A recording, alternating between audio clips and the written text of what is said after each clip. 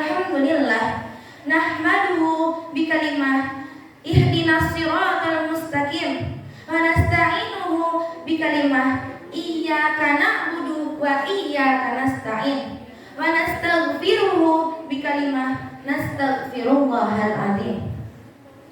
Asyhadu an la ilaha illallah wa asyhadu anna Muhammadan abduhu wa rasuluh la nabiyya wa la rasula ba'da. Amma ba'du.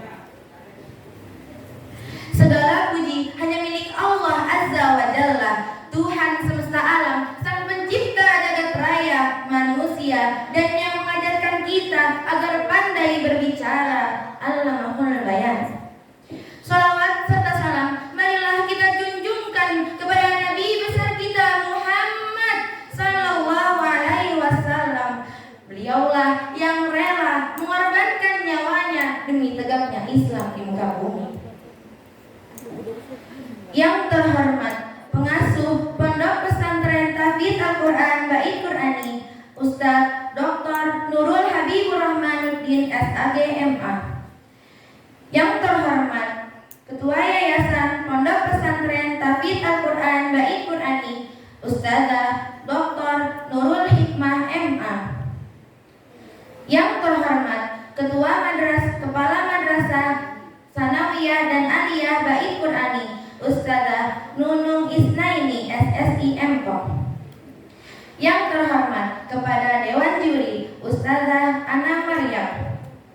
Dan yang terhormat kepada Dewan Guru yang tidak bisa saya sebutkan namanya satu persatu, namun tidak mengurangi rasa hormat saya kepada beliau.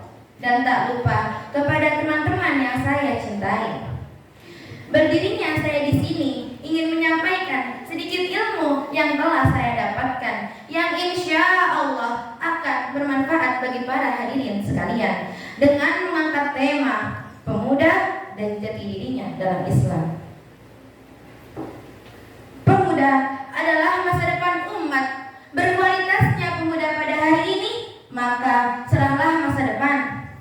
Namun ketika kita melirik keadaan dunia pada hari ini, kita pasti akan mendapati bahwa sebagian besar pemuda masa kini tengah disibukkan oleh kesenangan dunia.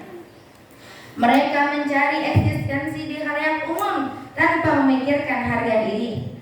Mereka tersibukkan dengan sifat-sifat hedon sehingga lupa akan masa depan. Sangat jauh dari kata berhasil, namun tak akan pernah mustahil. Para hadirin yang dirahmati oleh Allah, oleh karena itu, untuk mencapai sebuah keberhasilan yang hakiki, pemuda harus mampu menentukan jati dirinya sebagai seorang muslim yang berideologi Islam. Mengapa demikian? Seperti yang sudah saya katakan di awal tadi, bahwa pemuda adalah harapan umat di masa depan. Jika kita ingin melihat kondisi umat di masa depan, maka kita bisa menengok keadaan pemuda pada hari ini. Syekh Mustafa Al-Ghalayaini berkata, sungguh di tangan-tangan pemudalah urusan umat, dan pada kaki-kaki mereka lah terdapat kehidupan umat. Jika sudah seperti ini, seharusnya pemuda memiliki semangat juang yang tinggi. Terlebih lagi saat dikatakan bahwa masa muda ialah masa yang sangat gemilang dibanding masa kecil dan masa tua. Hal ini juga telah disebutkan oleh Sang Pemilik Jagat Raya dalam kalamnya Al-Karim, Surah Rum ayat 54. Allahul ladzi khalaqakum min dha'fin, Allah lah yang menciptakan kalian dari keadaan lemah. Tsumma ja'ala min ba'di dha'fin quwwah, lalu Ia menjadikan kalian dari keadaan lemah itu menjadi keadaan kuat. Tsumma ja'ala min ba'di quwwatan dha'fan wa syaibah, kemudian Ia menjadikan kalian dari keadaan kuat itu menjadi lemah kembali dan berubah. Allahu yakhluqu ma yasha, Dia menciptakan apa yang Dia kehendaki. Wahwal alimul qadir, Dia maha mengetahui dan maha bijaksana dan maha kuasa. Para hadirin yang dirahmati oleh Allah, di samping itu, pemahaman mengenai dari mana ia berasal, untuk apa ia diciptakan, dan kemana ia akan kembali, akan menuntun setiap tindakan manusia. Ini adalah pertanyaan mendasar yang akan membentuk karakter khas pada seorang remaja.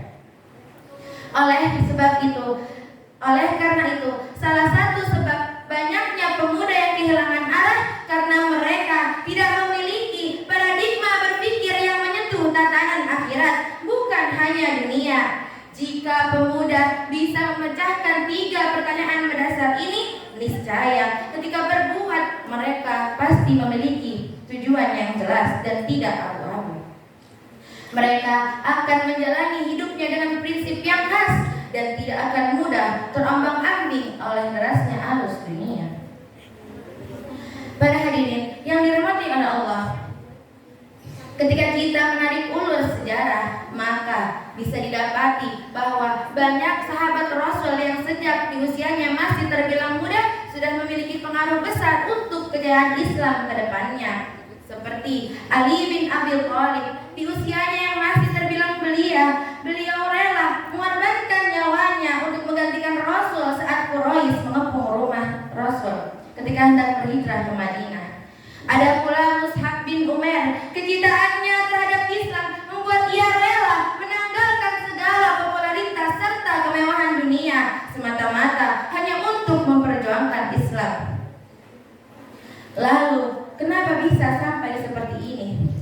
Karena para hadirin, pemahaman mengenai tujuan hidup semata-mata hanya untuk beribadah kepada Allah itu adalah yang utama. Pemahaman ini juga akan menuntun mereka untuk berbuat berlandaskan ridho Allah seraya mengabaikan penilaian manusia. Dengan prinsip ini, mereka akan menjalani hidupnya dengan berbagai amal soleh, bukan hura-hura, apalagi dengan dalil bahwa hura-hura adalah hal wajar untuk generasi muda.